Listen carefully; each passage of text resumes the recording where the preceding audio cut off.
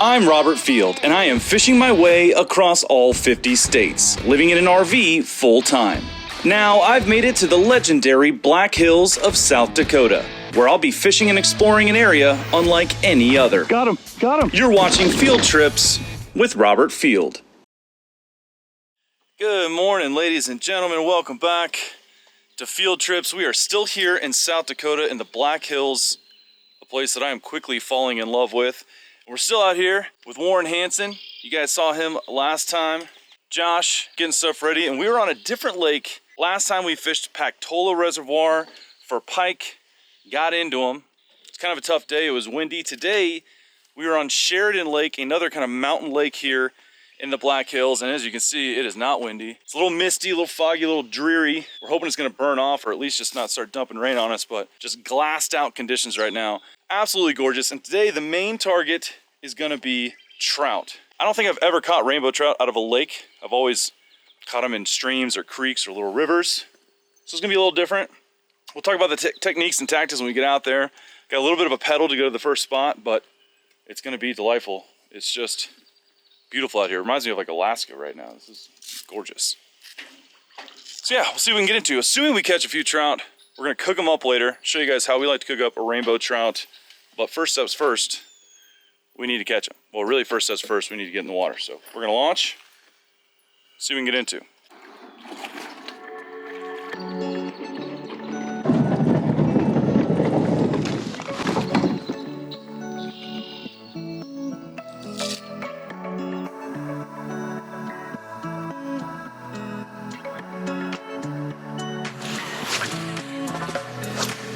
He said it's worth trolling on the way. All right, so these guys are saying that our best shot for trout here this morning is gonna be near the dam. So this is a reservoir, and he's saying that the trout like to hang out by the dam. So the way we're gonna be fishing for these things, at least to start, is with crankbaits. So I got this guy, a little kind of fire tiger pattern. Dives down about 10, 12 feet. And now we're gonna troll these on the way to the dam. It's a little bit of a pedal, not too far. Maybe a quarter mile, half a mile. And then I got this guy too, a little bit bigger profile and gold. They keep saying that gold is a great color for these trout. So we're gonna go ahead, I'm gonna probably double time and troll two of these things, one out either side. And they said there's a chance we can pick them up, but really we're gonna get over there and then we're gonna be casting these things towards the dam and retrieving them back towards us. Looks like it's swimming good. And really pretty beautiful morning. Good day to be alive. See if we can't find some fish. Make it a better day to be alive.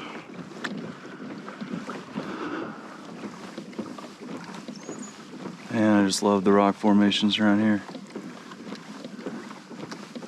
So cool. What a peaceful morning.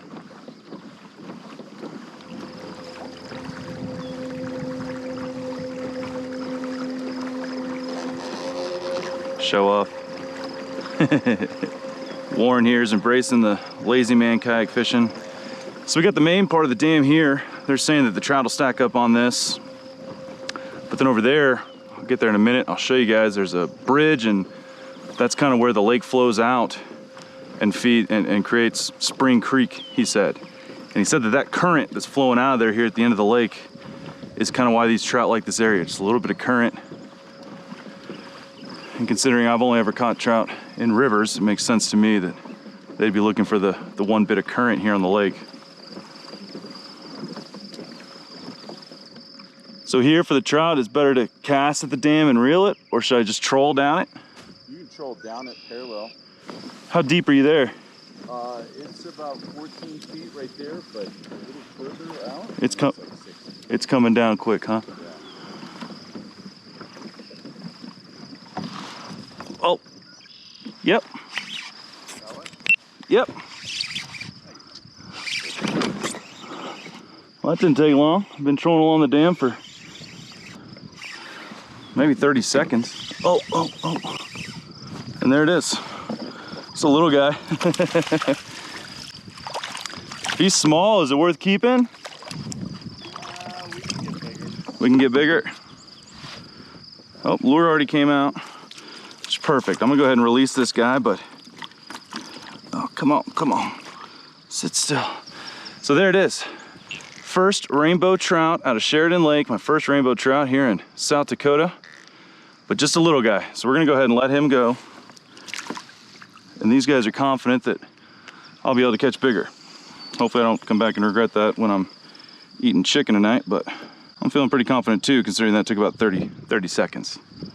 But that gave me some information. So basically I wanted to troll down the dam before I started reeling in and casting to see which of these, if either one, they would be willing to hit. And he hit this guy, this little fire tiger pattern. It's a smaller profile than the other one. And I think it dives a hair deeper. So I may start with this guy and see. Now if I keep catching small trout, the other one's a little bigger, so maybe I'll switch to that. But I'm probably gonna start casting this guy out there and see if we can't upsize a little bit. But hey, first fish on the board. Didn't take long at all.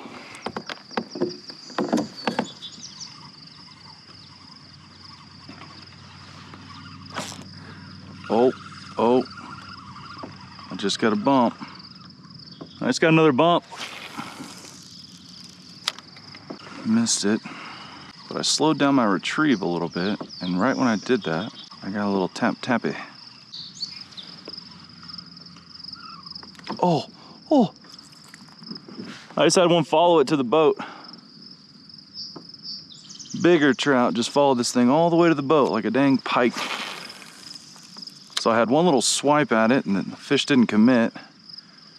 And then a couple casts later, I just had one follow it all the way to the boat and it didn't want to commit. I wonder if there's something about my retrieve or about the lure that they're not sold on. But there are obviously trout here. All right, so up here is this outflow that these guys were talking about. I'm guessing I don't want to pedal off the waterfall. Got it. So don't pedal off the ledge. I'd advise against pedaling off. Advise against it. Okay, thank you.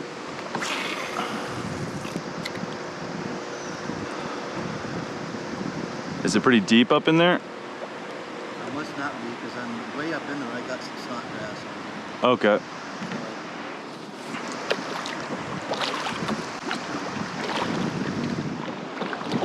So it's not fast current, but there's definitely current. It is pushing me in there.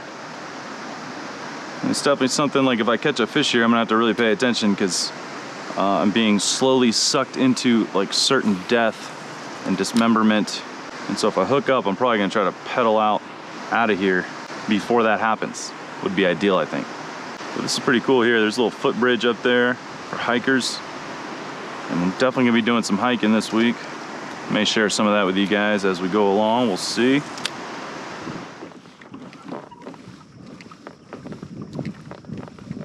There we go. There we go. There.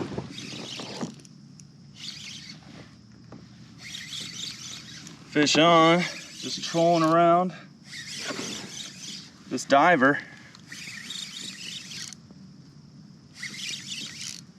Can't tell what it is yet. What do we got? Oh, another trout. Kind of in a random area. He's a little bigger. Oh, they're slippery. Stop. So actually, funny guys, what I'm doing right now, I actually realized that I forgot all my extra GoPro batteries in the truck. So I'm heading back into the ramp, which is a decent little hike. Figured, you know, gotta cover some water. Might as well troll. And there we go. Another little trout, kind of out here in the middle of nowhere. That's good to know. I'm gonna go ahead and let him go as well. He's probably decent kind of keeper size, but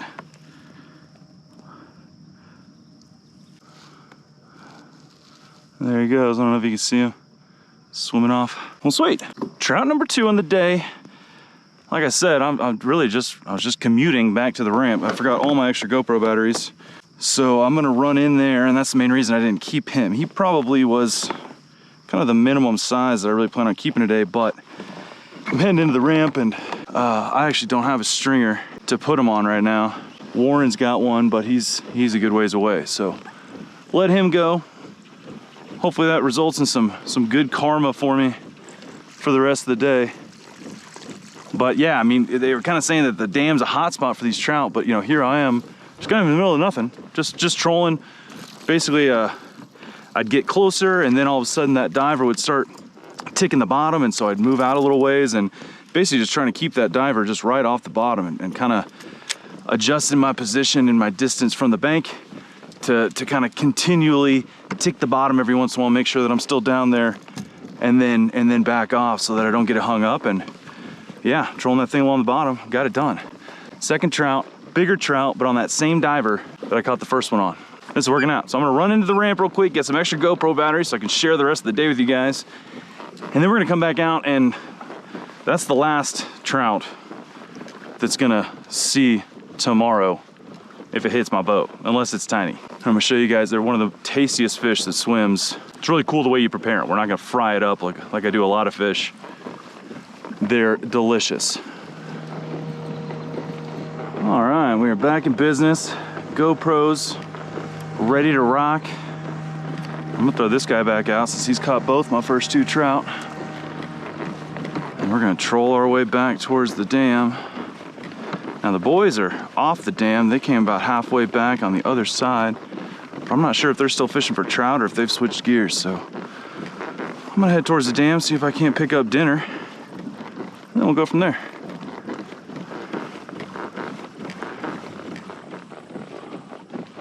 I at least know where there are some fish. I kind of found the zone.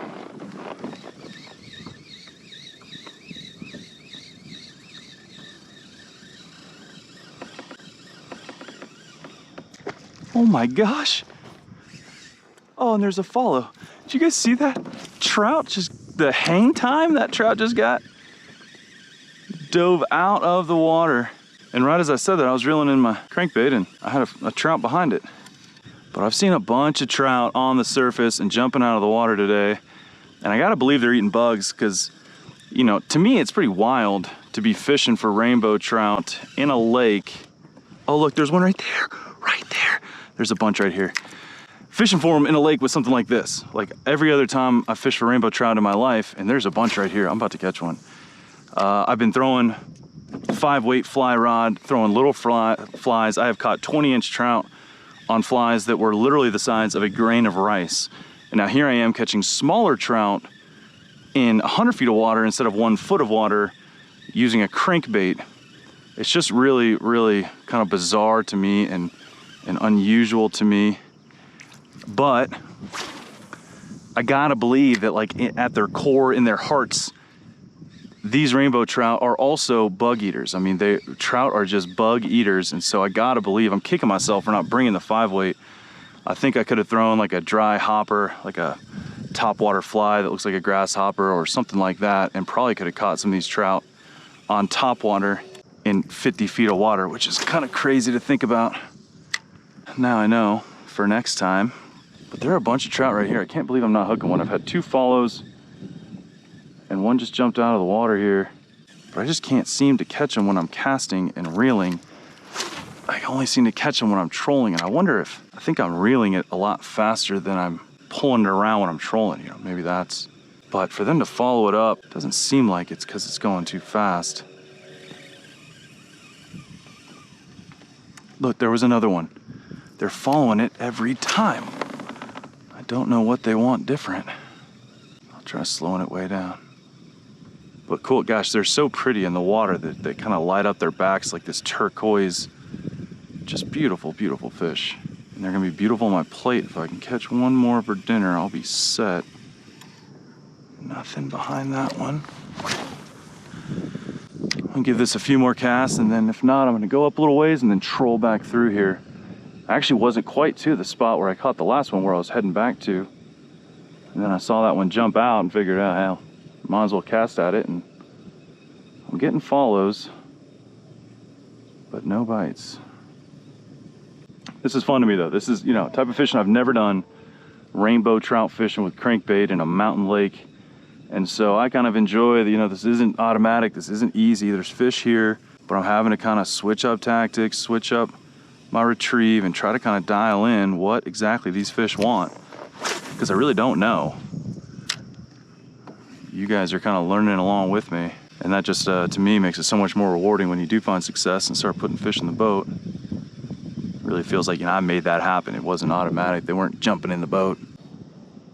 Nothing behind that. Okay, I'm gonna head up and I'm gonna troll through here because I'm really just trying to catch dinner. Let's give this another pass. I got a feeling a good chance of hooking one. then we'll go do some bass fishing or look for some northern pike or something. Gorgeous day, you guys. I don't know, you gotta be sick of me raving about the Black Hills, but this area, this time of year, now I don't think I can handle the winters here, but this place is just gorgeous. It's so wild, you know, untouched, natural. It's a tourist destination, but most of it is just what you see here. Just mountains and beautiful rock formations and pine forests. Tons of wildlife I've seen. It's just a special place. And I had no idea this part of the country was so cool.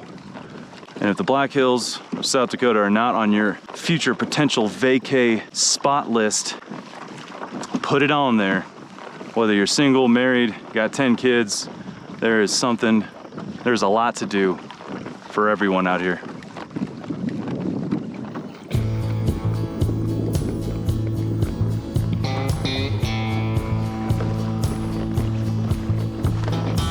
Yep. Oh, it's jumping, it's going crazy. There we go, trout number 3 on it. I actually just saw one jump up in front of me, and right as that happened, my line started peeling off. Yep, and there's another rainbow. Ooh, and he's not happy. There we go, you guys. Golly. He is trying to hurt me with these treble hooks. Rainbow trout, number 3, and now he's not that big, but one of these hooks got him in the eyeball, so he's gonna die, so. Oh, and look, there's still activity up here. I'm gonna go right back to this area. Beautiful trout, that's on that same diver. I'm not gonna switch it up. If it ain't broke, don't fix it. Rainbow trout up here in the Black Hills.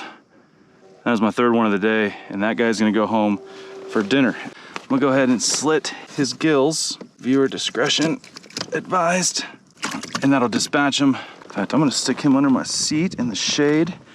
I'll go get him on a stringer here soon, but I'm gonna go right back through that area. Even though it's diving down there, as soon as you hook these things, they come up to the top and they're acrobatic, they're jumping, flailing around on the surface. Makes for a pretty fun fight, and that's not even a very big one. Really, really light rod from Shimano that I picked up from Tackle Direct for this part of the country for doing some kind of light tackle fishing up in elevation. By the way, every episode, guys, there's always links in the description to kind of my favorite tackle for whatever I was doing in that episode. You can get it all at Tackle Direct, best prices you're gonna find, fast shipping, and excellent customer service. So if you ever want to pick up what I'm using in any episode, just check down the description. There'll be some Tackle Direct links down there. There we go, there we go. There we go. Looks like it might be a little bit bigger.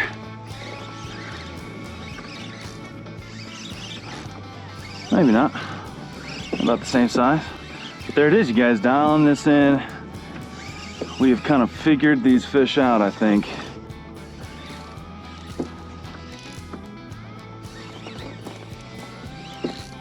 And they're scrappy fighters. I mean, I don't think this is a big one, but they're strong for their size. Oh yeah, gosh, they're so pretty. Oh gosh, oh gosh. Whoa, whoa, whoa, whoa, whoa, buddy, where are you going? He is a little bit bigger. Skirt. Sweet. Oh, that's a beautiful trout. Golly. All right, guys, dinner is sorted officially. Figuring this out, check that out. Beautiful, beautiful little rainbow trout. A little bit fatter than the last one. That's gonna be great eating size for sure. Well, trout dinner coming up. Oh, it's gonna be a treat. Got blood in the boat. It's a good sign when you're fishing for dinner. That's what you want. That's victory right there. All right, let's go meet up with Warren. See if they've caught any of these big bass he keeps talking about. I got him dialed in over there. All right. Trout delivery. Get you a trout. Hot and fresh. Hopefully not hot. Hopefully not gross. Slit their throats. Sounds so savage. Yeah, multiple follows of casting, but whatever I was doing casting, the cadence or the speed or something, they just weren't. All right, guys, so like I said, now we're gonna switch gears and go after some bass and maybe northern pike. Now I just met up with Warren, handed off my trout, and he told me he saw 2 good sized pike just chilling. The water's real clear over here in some grass, and so there are pike around. He's also seen a couple 5-pound bass just hanging out in this one area, real shallow up here. Now we got a little bit of a breeze kicking up. It's not as glassy as it was, but I think that's only gonna help our cause for bass and pike. It kind of breaks up the visibility. They can't see the lure as well. And typically just a little bit of wind, a little bit of surface movement kind of gets things moving in any body of water. So, but I'm starting off with what I was catching pike with on Pactola, but just a slimmed down version. A little paddle tail with a underspin, and then I got a craw, a weightless craw that I'm gonna try to throw at these bass. And the weightless craw's got some pretty cool little secret sauce on it that I'll show you, assuming I can pull a fish out on it. Pretty cool new little gadget to just hit the market that I'm really excited about, but I'll catch fish with it first, and then I'll tell you about it. So I think you guys can see this. This is all grass. This side of the lake, because it gets more sun, that side's more shaded, just the angle of the sun in this part of the country. And so there's tons of grass here, all the way to the surface in places. And there are about 1 million little bluegill or some kind of sunfish, probably some of them are rock bass, but they're pretty small and they look pretty identical to my paddle tail here. So I gotta believe with this grass and this much bait, there's gotta be some northern pike cruising around in this zone or sitting around waiting to ambush some prey, and hopefully they pick my lure out of the bunch. Got that little flash on there so it catches their attention when they're looking at all this other bait. And I'm kind of trying to run it on the outside of these schools of bait so that it looks like the one lone idiot that's not schooled up with his buddies. Easy meal. That's the idea. Well, I got the bait fish following it. Not exactly the goal here. Yep. Oh.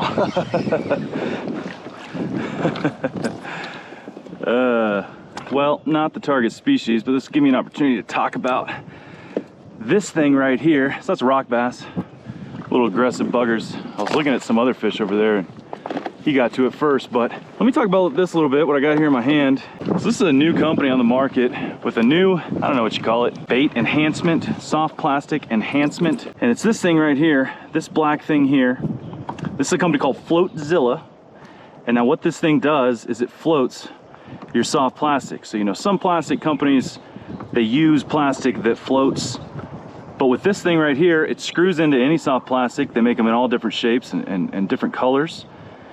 But that, you can make any soft plastic, your favorite soft plastic, float. And that's got a bunch of different applications. So here on this weightless craw, it makes it sink super slow.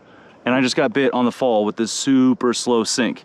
Now I can put that on a shaky head and it's gonna get down just fine, but then it's gonna stand straight up just like a crawfish in defensive position. And now they make one that will go on a Senko, and it's kind of chartreuse, and so it gives your Senko a little chartreuse tail and makes sure that your Senko stands proud, stands straight up. I can think of all kinds of applications for this thing. I just got them in. It's my first time. That was my first time throwing it, and I just caught a fish. Now, not what I wanted, rock bass, but you could use this. You could put this in like a catfish dough bait and have it pass your weight, and then kind of get that right up off the bottom so it doesn't get buried in the grass or the mud or whatever you're fishing. All kinds of applications for this thing. I'm really excited about this. Floatzilla, you guys, check it out. It's just now coming out on the market. I can't wait to use this to really enhance all my favorite baits that I already use. Really slick. I'm gonna mess around with it some today, kind of get a feel for it. Here, there's a bunch of grass on the bottom, so really what I want is something that sinks real slow, nice and easy. This sinks even slower than just the weightless crawl would. And then when it does get down to the grass, it's gonna just barely sit there and be standing proud, and it's not gonna bury down in the grass. And the other nice thing about this is that even though it makes your bait float, it actually has weight, it adds weight. So when I'm throwing something weightless like this, I can cast it a lot further. So it's adding casting distance by adding weight, but even though it's adding weight, it's making my bait sink slower. Kind of the best of both worlds. This is slick, you guys. Look for this. This is gonna blow up. For now, let's see if we can't catch some more fish on it. There's bass over here. This guy's right here now. I know, they're everywhere. You weren't lying, man. This is where you come to bass fish. I see why. Oh, he's looking at it. He's right on it. Oh, he's still looking. He's looking for it. Yeah. Oh, he's kind of turning. He definitely sees us, but see how they're not leaving? They're bedding. They're bedding hard in here. All right, you guys, we got a bass on a bed right here. This is 100% her bed. She will not hit it. He just came up to it. He's chasing these suckers off of it. Yeah, you can see it. And look, she won't leave. This is like the ultimate stare down with my bait. I mean, look, I just like hit her on the nose with it. She's coming right back, huh? Big one right here. Oh, is that the same one? I think it's the same one. Yeah. He's looking at you. He's right here.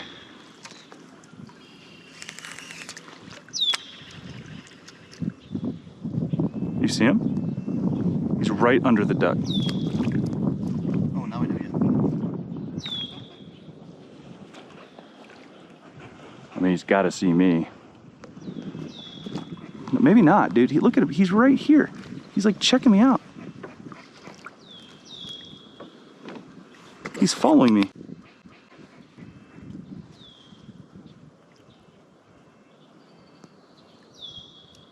He keeps looking at it and he's like, I don't know if I can eat that. He's over here now. All right, guys, so we just saw crazy activity up in these reeds. And when I paddled up to it, a big bass shot out, and in the reeds was a mom duck and her ducklings. So I just tied on the duck lure and I got this bass interested. He's staring at it, but he just does not know.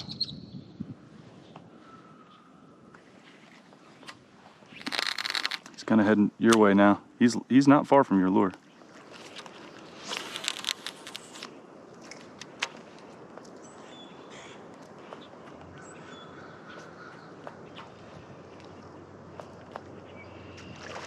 Oh my God, I got him! No!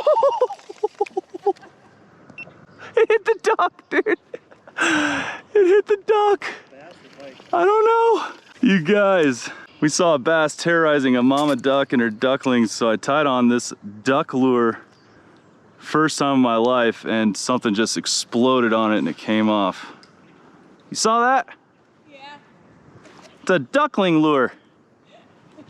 Something just annihilated. Oh my gosh, I'm definitely not putting this down the rest of the day. Oh, that was exciting, you guys. I've been kind of just joking around. We got like an hour left. And I saw commotion, and when I came up, a bass swam out of the reeds, and there were a mom and her ducklings, so I tied on the duck lure really as a joke, and something just exploded on it, and I had it on for a minute, and it came off, spit the hook, but oh my gosh. First time ever throwing a duck lure.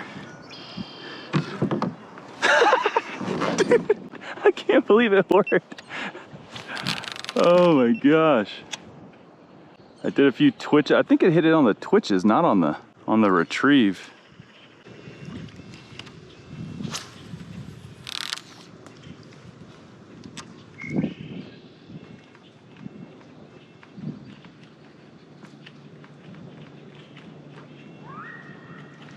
Got him, on the duck. No way, no way. Oh, it's a pretty good one, dude. On the duck lure, you guys, second blow up, and this one's still on. Oh gosh, he's jumping. No way, I cannot believe this is working. This is the most insane, no way, here she is. No, no. Okay. No way! Oh my gosh, you guys. Of all the things I thought I'd be doing here in the mountains of South Dakota, throwing a duckling lure for nice bass was not on the list, but it sure is now. Look at this. Dude, on the duck.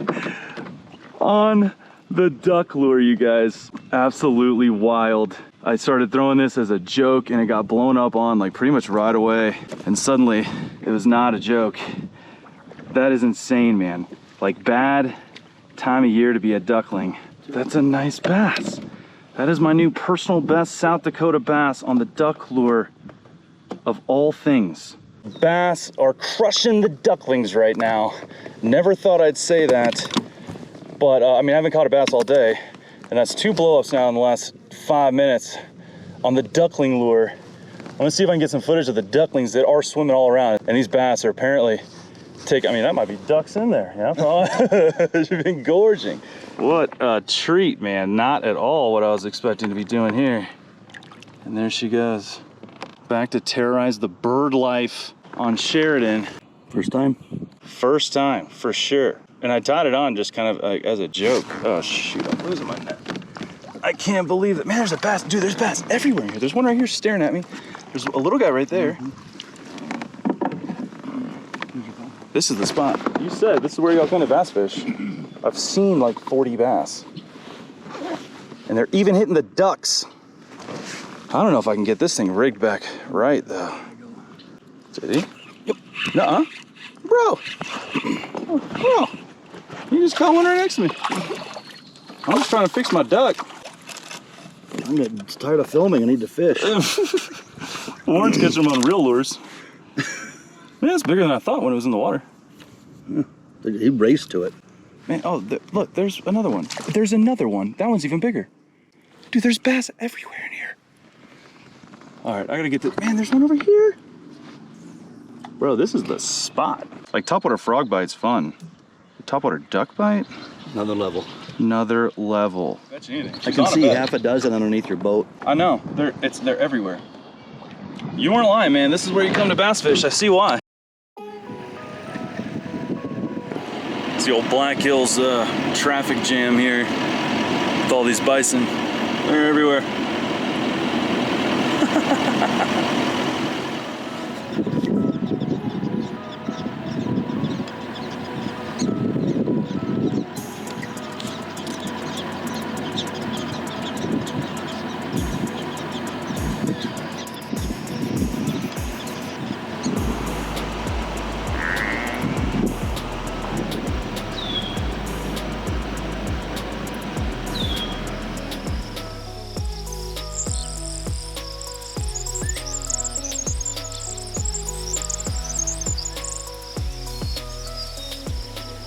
All right, guys, so before we go back to the Hansons to cook up that fish, I'm about to go drive Needles Highway, which I don't really know what to expect, but I was told that there are some pretty spectacular views and pretty breathtaking rock formations on this drive. It's kind of one of the things everyone says you gotta check out.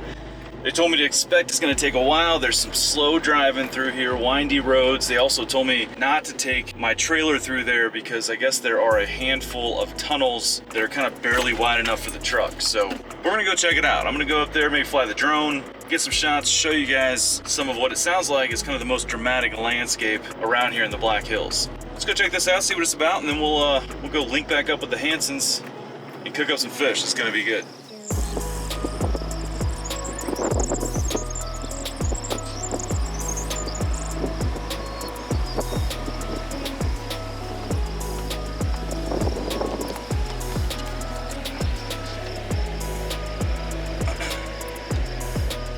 Absolutely breathtaking. And now coming up here is what they call the Needles Eye, which I guess is a pretty long and pretty narrow tunnel. It's kind of a one way through at a time type of deal here.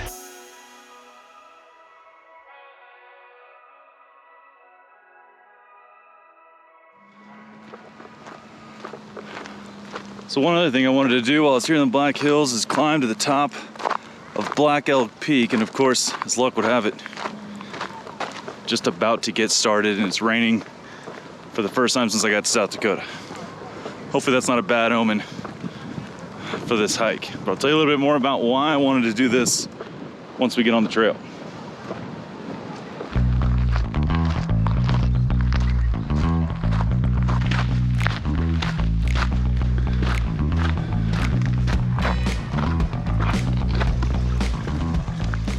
All right, guys, not gonna lie, not far into this hike. A little winded. This is up and up and up. I think there's something like 1,700 feet of elevation gain in this hike, and I was kind of wondering, oh yeah, and there's thunder in the background. I was kind of wondering where I'm going. I just saw it. It ain't close. So all the way across this valley, which the camera doesn't do it justice. Way up there is Black Oak Peak. That little building at the top, fire control building, that is the peak. And I've got some land to traverse. I mean, it's over there, but we got this big valley. And so I'm heading up this way, I guess, to go around. And there's like dark clouds forming above me. It's literally been sunshine every single day since I got to the Black Hills, and got rained on as I started this deal, and the clouds are looking darker and darker. Typical. Ain't nothing to it but to do it. I'm gonna get back to walking. And there's some of the needles that we drove through before. All I keep thinking about is the trout gotta be fired up with this rain and kind of pre-front. So yeah, when I get back down, if it's not dark, I don't know how long it's gonna take. I may do a little fly fishing at the lake before we get out of here. It does seem to be getting closer. Always a good sign. I can't even see the peak now though, from this angle. But it's up there, all the way up. Uh-oh.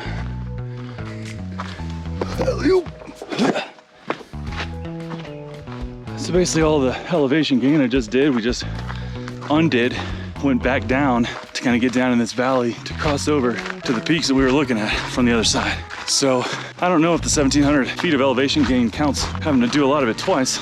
All I know is that means there's gonna be more uphill on the way back. Kind of hit my stride though. You know, one thing I've always found with hikes is that, you know, the first half mile, rough, feeling rough. My body's like, whoa, dude, I wasn't ready for this. Then once you kind of get going, I mean, I'm still breathing hard, I'm sure you can tell, but feeling a million times better now, about 2 miles into this hike. So I guess I'm getting acclimated. And so now we got pretty much stairs to get back up. All right, so we've entered a steep section, just kind of switchbacks and a lot of stairs. And you'll notice lots of downed trees everywhere. Just tons and tons of trees down. And I'd been seeing this from the roads, and I asked someone, it turns out that's from pine beetles, which lay their eggs in these pine trees and kill them. More stairs. Gotta be getting close. Look at this, you guys.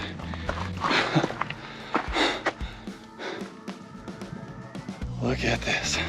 Little chipmunks running around everywhere.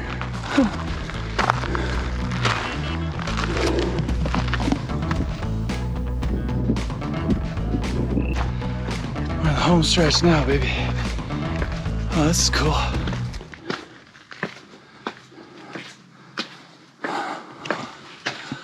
Bit of a low clearance here. More steps.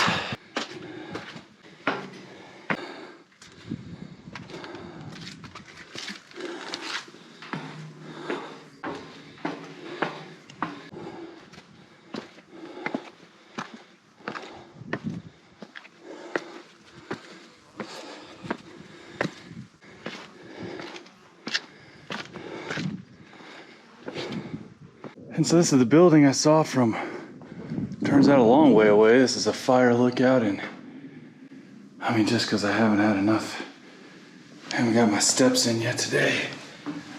Let's go ahead and see what's up top. Can you take me higher?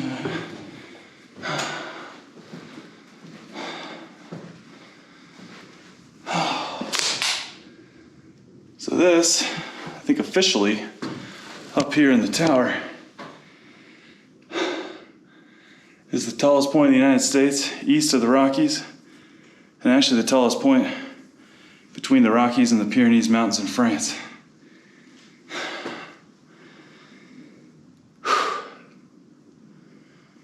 And that was a hike. And so I guess they'd be up here to look for wildfires, figure out where they are, and then coordinate with ground crews. Be kind of a lonely job. There's even chipmunks up on the tower lookout. What are y'all doing up here? You crazy? You crazy? Wow. Look at this. It's absolutely breathtaking.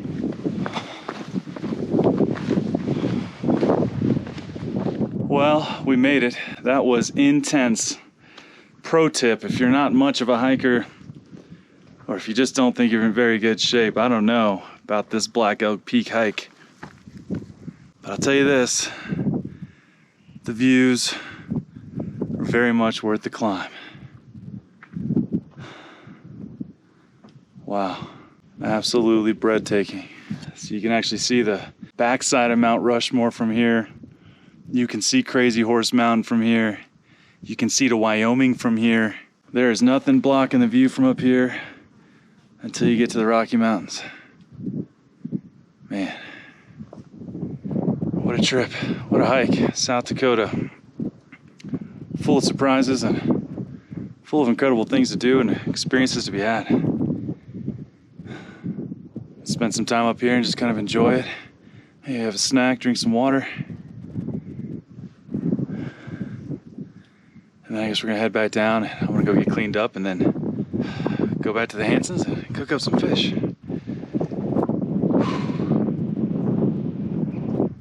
What a spot. All right, guys, so for the second episode in a row, I am back here at the Hansons RV.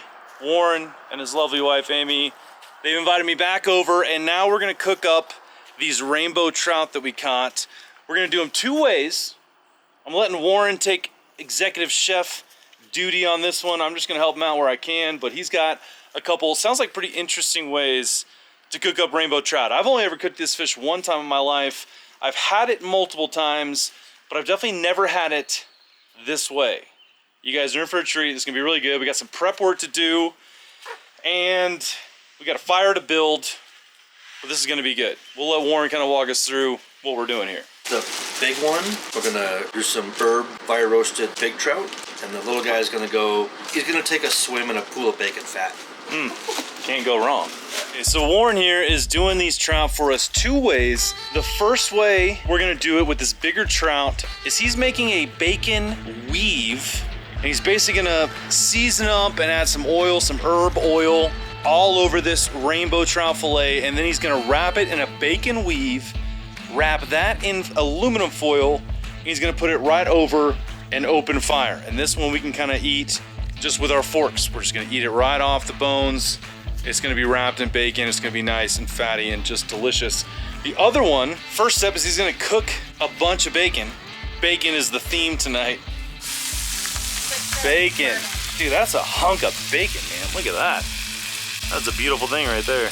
And then in the resulting pool of bacon grease, he's gonna basically deep fry this whole trout fillet in bacon grease. And that one we're gonna kind of fork off the bone, off the skin, and we're gonna make some fish tacos with that. Catch, photo, release to grease.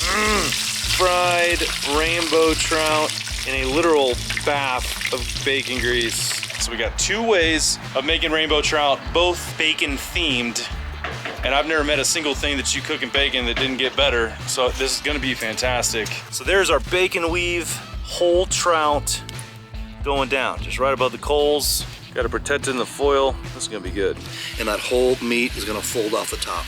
Okay. You're gonna see the bones of the skeleton. Pick up that whole skeleton, and you should be able to peel the bone structure just right off out. the meat. So the bottom half is already deboned. Huh. I'm excited for this, you guys. Now, I mean, if you want to eat rainbow trout and really just savor the rainbow trout flavor, unadulterated, you know, just raw dog it, this is not the recipe for you. This thing is literally swimming in bacon grease. But if it's your first time ever doing it, this probably isn't the way to do it. This is not my first time eating rainbow trout. I'm super excited to try this.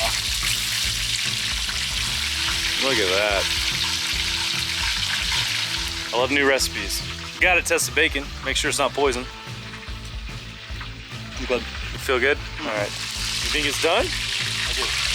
So not too long at all on this. Warren's thinking that's done.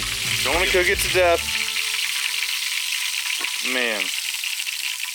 I was gonna say it smells so good, it just smells like bacon right now. It's just... And now this other one on the fire with the bacon weave, that's gonna take a minute, I think. That's gonna take a little bit longer. I can't hold my hand there. Yeah, nice and hot. That's Just hot. the difference is basically just cooking one side at a time though, you know, like we're gonna have to probably flip it. Ooh. Whoo-wee. It's hot. That's what you want. But now he's gonna show us how we're gonna get the meat off this guy, and we're gonna make some tacos with this bacon fried rainbow trout. Golly, I mean, just saying that, bacon fried rainbow trout, this is gonna be fantastic. I have no doubt. Amy's been slaving away in there. She made kind of a crema, like a cream sauce with some, I'm guessing, sour cream. I don't know. I don't even know. We got avocado. We got tomatoes, some heirloom tomatoes that we're slicing up. And we're going to basically make BLT rainbow trout tacos. So BLTR tacos. It's going to be fantastic. We got all the bacon, so we're going to do that. This is going to be so good. And now we got to get this rainbow trout off the bones. So stick your fork right in the lateral line, and wow, look at that, it just comes right apart. I got too much bacon. There's too much bacon. I don't know if there's any such thing, but man, that looks good. Bone free. Just comes right out. And there it is, just like you said would happen. The bone, the spines just come right out. Now we got nice, beautiful, delicious, boneless meat. Checking for any little straggler bones, but for the most part, that looks good to go. And now what about the skin? Do you eat the skin or not? Yeah, you eat the skin. There's no scales on it, really. Yeah, right. The small, you eat the skin. I was told that, yeah, if it's a really giant trout, that the scales are worth taking off, but Piece of skin. Just tons of flavor. yeah, that's what I always say, is that the skin's got the flavor, man. Yep. Yeah, let's make some tacos. Star of the show, the main ingredient here. Just lay that over the top, look at that. We're calling it a BLTR. Bacon, lettuce, tomato, rainbow taco. There you go. Man, that looks fantastic. Amy's over here sneaking bacon. Thought I wouldn't catch her. Alright, you guys, BLTR. Look at this. This is gonna be so good. Let's take a bite here. Gosh, there's so much bacon.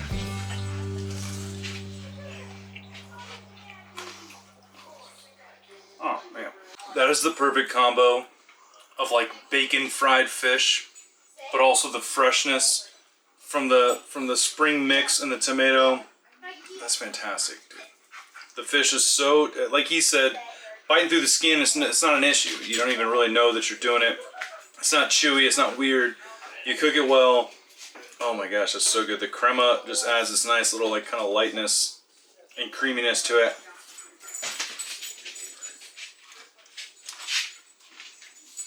That's so good, dude. So good.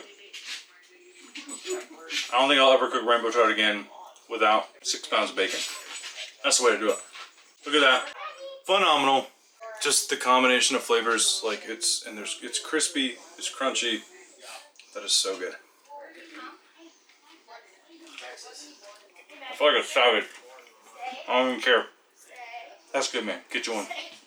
I like the skin on there. No, the skin makes it, man. There's so much flavor on that stuff. Tell me it's not good. Yeah. So Braxton here is an avid angler in this area, and he's chowing down on one of these rainbow tacos. This is his sister Brooklyn. You guys live around here? Yeah, we live up there. Live right up there. Gotcha. Our house is up on the hill there. Well, what a sweet spot. I'm telling you, I've been raving to my girlfriend, like, babe, I gotta bring you here. There's so much other things. It's cool. Like, as any kind of outdoorsman, this is just such a cool area. Yeah. All right, guys, so we're thinking this bacon weave whole trout on the coals is done. Warren here, in all his expert wisdom, says he thinks it's done based on poking this 4,000 degree foil packet. He says we're good to go. Let's open this bad boy up. Bacon weave. He weaved the bacon. Man, look at the just grease. This is gonna be so good. Brooklyn's judging the grease level here. Let's see this, the unveiling. Smells. Man, Amazing. look at this. Let's give it some time to finish it. Opened, yeah. Okay, so we're gonna throw it back on the coals, just straight on them, and crisp up this bacon. Pour that on there, dude. All right. Get some direct heat and kind of crisp up this bacon on the outside. The fish is gonna be so good. No. I think it's better. Get a nice little char on there. Loose, yeah. Flip it one more time. We're gonna call it good, I think. Good. Yep. We'll give that like 5 minutes, and I can feel it. It's just tender. It's gonna fall right off. Oh, it's gonna be so good. And it's just bacon. All right, guys, we're thinking this Bacon weave trout is ready to go. Let's do it. Yeah. Put letter on one. So same thing. Same thing. I'm gonna peel it off the top and the bottom. Look at that, it's coming off. Comes right off. I'm gonna cut that bacon. Cut the bacon down the lateral line. Man, just comes right off the bone. Look at that. Just take that bone right out. Look at that. Easy peasy. Gotta take a piece of this. Bacon infused, bacon weaved trout. You know, yeah, trout action. Fantastic. Mm-hmm. So good, man. The herbs from that herb oil, you can really taste that. Gives it kind of some earthiness. And it's got that fat from the bacon grease, the bacon weave. Man. There's a lot of people here. Yeah, we're devouring it. That's fantastic. Thank you, man. You're welcome. So good. Both ways were so good. All right, you guys. Rainbow trout, 2 ways, both bacon-centric. Freaking phenomenal. This has been such a treat, as I've already kind of raved about. These Black Hills region of South Dakota. To me, as a Texan, what a hidden gem. I don't think it's really that hidden to a lot of people, but I'm now learning just what an incredible place. Warren and his wife, Amy, who's outside yapping, they're just incredible people. They've been so good to me and have now fed me 2 incredible meals. What a treat. What a treat. I hope you guys have enjoyed this time here in the Black Hills. We're not done. We got some fly fishing coming up next week. Look forward to that. I probably won't do a cooking segment on that. I don't know. But so far, everything we've eaten has been fantastic. Thanks to Warren here. So good. Thank you guys so much for sticking to the end. Please like and subscribe and turn on bell notifications if you feel like it or whatever. It doesn't matter. But I'd love to see you back here every week. More South Dakota coming up. This has been a treat. What a special place. Oh, we're going to rub down and just ravage this carcass from here. One more layer of flavor. Try that. Chardonnay, lemon, thyme finishing salt. I'm just going to quit being formal with the There's fork. There's no good in there, Braxton. Oh, man. That stuff. What was that? That's good. Oh, the duck lure, you guys. Second blow up, and this one's still on. Oh gosh, he's jumping. No way. Oh, it's jumping. It's going crazy. I'll tell you this. The view's very much worth the climb.